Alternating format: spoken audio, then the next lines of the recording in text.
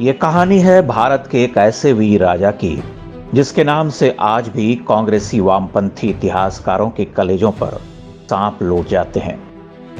वो राजा जिन्होंने 11वीं शताब्दी में मुस्लिम आक्रमणकारियों को ऐसा मुंहतोड़ जवाब दिया था, जिसके बाद लगभग 150 वर्ष तक उन्होंने दोबारा पलट कर देखने की हिम्मत नहीं की। हम बात कर रहे हैं श्रावस्ती के राजा सुहेलदेव की। आज के उत्तर प्रदेश का अवध, पूर्वांचल और नेपाल से लगे तराई के इलाकों में राजा सुहेलदेव का शासन हुआ करता था। लगभग 1000 वर्ष पहले की बात है। मुस्लिम आक्रमणकारी महमूद गजनवी की सेना सिंधु नदी को पार कर भारत में घुस चुकी थी। गजनवी के भतीजे सैयद सालार मसूद गाजी के नेतृत्व में एक बड़ी सेना तेजी से पूरब की तरफ बढ़ रही थी। सालार मसूद मोहम्मद गजनवी का सबसे खूंखार सेनापति माना जाता था। ये वो दौर था जब भारत के अलग अलग इलाकों में कई राजाओं का शासन हुआ करता था।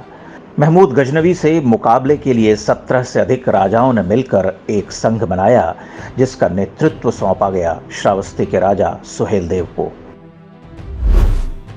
13 जून वर्ष 1033 को सालार मसूद ने लाखों सैनिकों के साथ आक्रमण किया।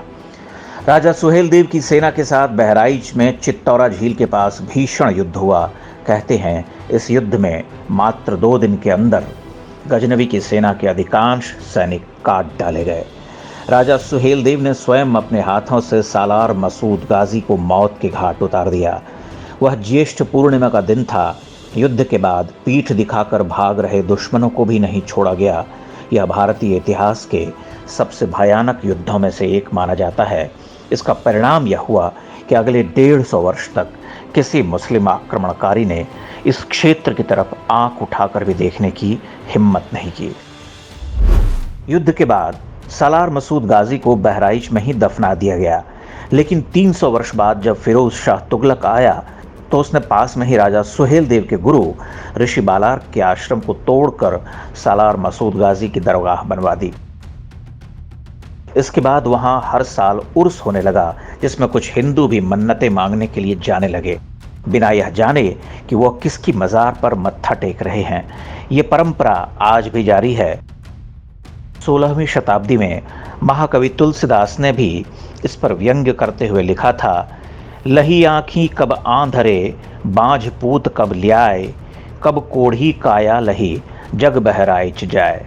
अर्थात पता नहीं कब किस अंधे को आंख मिली, पता नहीं कब किसी बांझ को पुत्र हुआ, पता नहीं कब किसी कोढ़ी की काया निखरी, लेकिन फिर भी लोग बहराइच जाते हैं।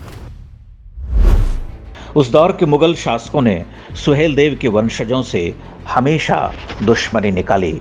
उन पर बहुत अत्याचार किए गए। बाद में अंग्रेजों ने भी उन्हें क्रिमिनल ट्राइब घोषित कर दिया। आज़ादी के बाद जिन कांग्रेसियों और वामपंथियों ने देश का इतिहास लिखा, उन्होंने भी राजा सुहेलदेव से बदला लेना जारी रखा और उनका नाम ही इतिहास के पन्नों से मिटा दिया। हालांकि वो राजा सुहेलदेव को लोक स्मृतियों से नहीं मिटा पाए। पूर्वी उत्तर प्रदेश के इलाकों में सुहेलदेव की वीरता के किस्से आज भी लोकगीतों और लोक कथाओं के रूप में सुने सुनाए जाते हैं। कि अरे गायों का सेना आगे, हर कई के छाल करिया करन समरिया चलल। प्रधानमंत्री नरेंद्र मोदी के सत्ता में आने के बाद पहली बार राजा सुहेलदेव को पहचान दिलाने का प्रयास शुरू हुआ। भारतीय इतिहास से राजा सुहेलदेव की कहानी को एक सोचे समझे षड्यंत्र के तहत हटाया गया था। उनकी कहानी उन ढेरों झूठों को ध्वस्त करती है जिनके जरिए आज भारतीय समाज में दरार डालने की कोशिश होती रहती है। इस कहानी से पता चलता है कि मुगलों और अंग्रेज़ों से पहले के भारत में जाति के आधार पर भेदभाव का कोई स्थान नहीं था।